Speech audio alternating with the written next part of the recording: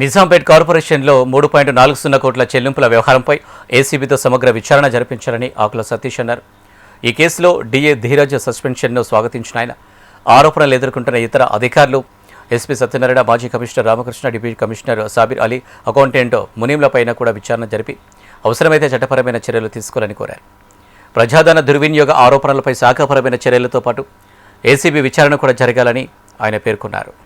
గత కమిషనర్ రామకృష్ణ, అదేవిధంగా ప్రస్తుత డిప్యూటీ కమిషనర్ సాబిర్ అలీ, అదే గతంలో పనిచేసిన ఎస్సీగా పనిచేసిపోయిన సత్యనారాయణ, అదేవిధంగా అకౌంటెంట్ మునీం, ఈ నలుగురు వ్యక్తులు కూడా సహకరించి ఎవరికైతే వెండర్ కూడా పనిచేసింది చాలా తక్కువ, కానీ చెల్లింపులు చేసినప్పుడు 3,40,00,000 వెండర్కు చెల్లింపులు చేయకుండా ఏదైతే ఆ వెండర్ కంపెనీ ఏదైతే జేఎంసీ కన్స్ట్రక్షన్ ప్రైవేట్ లిమిటెడ్ కాకుండా ఏదైతే ధీరజ్కు చెందిన కంపెనీ అయితే జేఎంసీ కన్స్ట్రక్షన్కు 3,40,00,000 చెల్లింపులు చేసి ఈ ఆధారాలన్నీ పైన కాంట్రాక్టర్ ఫిర్యాదు చేసిన, నిజమైన కాంట్రాక్టర్ మేము కూడా ఫిర్యాదు చేసినాం.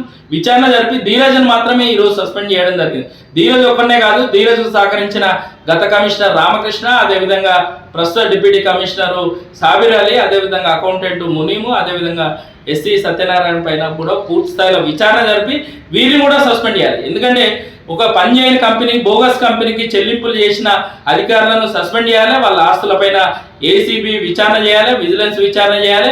నిజాంపేట కార్పొరేషన్లో ధీరజ్ పనిచేసిన 400 కోట్ల పూర్తి పనులపైన విచారణ జరిపి తప్పులు జరిగిన మొత్తం కూడా రికవరీ చేసి కార్పొరేషన్కు జమ చేయాలి.